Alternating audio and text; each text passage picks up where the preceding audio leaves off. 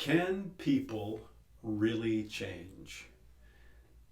I've had a couple of these requests and comments from different folks lately. Within the last 2, 3 weeks, it seems like 4 or 5 people have asked me this question. Can someone actually change? Can a leopard change its spots, or a zebra its stripes, and so forth?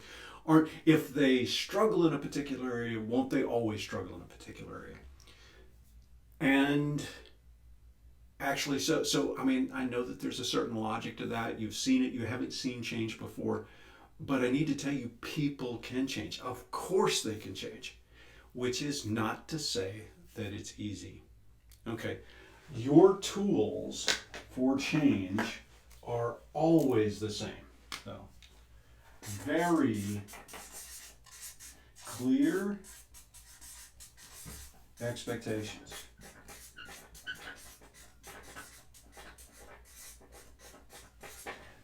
This is what you are doing now that is not working.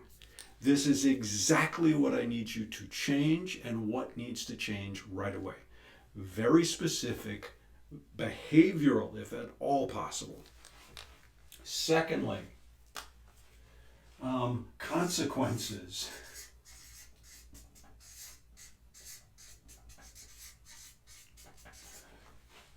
You need to understand that at this point your position with our company is on the line, or your opportunity for advancement is in jeopardy. People need to look at you and actually believe that. Thirdly, some form of observation, measurement. Basically, you're not done. You need to track how they're doing. And when it really is, you could do this any number of ways, checking in with them, observing them, but somewhere or another, you've got to do it, and a time frame, short time frame. We're going to check in about this issue over the next month. You've got 90 days in order to improve and meet my expectations. And then finally, a follow-up conversation.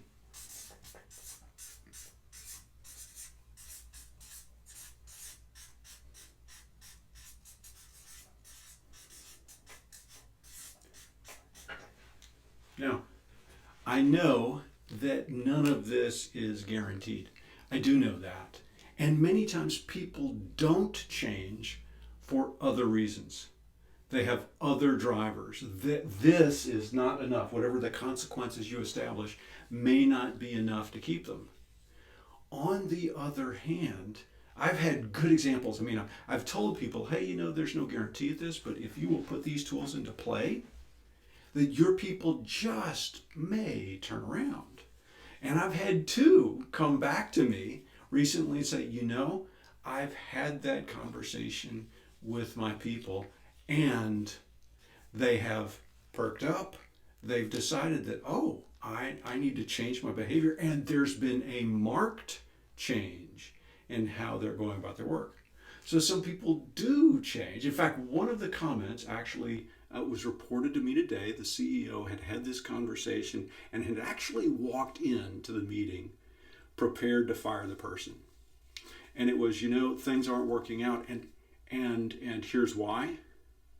And the person was genuinely taken back and said, I wasn't clear that these were the areas that I wasn't meeting your standards. Can you tell me more? They had an in-depth conversation, and then this person asked, could we give it 90 days? And CEO stepped back and said, there's no reason not to, because this person was a valuable contributor. But why am I saying this? Sometimes the issue is that we as leaders have not been clear with our feedback about the standards we expect and how people are doing. I will tell you another reason. Sometimes the issue is that leaders are scared they're unclear, they're unsure that, hey, I go ahead and do this. This is going to be an awkward conversation. And it might not change anything. And then it becomes a self-fulfilling prophecy. So, here's the last piece. And this is really sometimes where the real change needs to happen. It's in our view of people. We need to start from the simple proposition that our people want to do good work.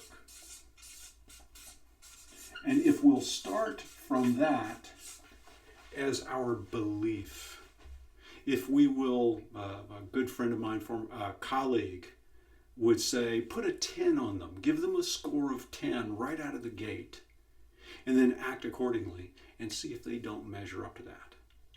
And if you'll start with that, if you'll believe that they want to do good work, then have the courage to step in and have this kind of conversation with them. You may just help someone change for the better. Give it a shot.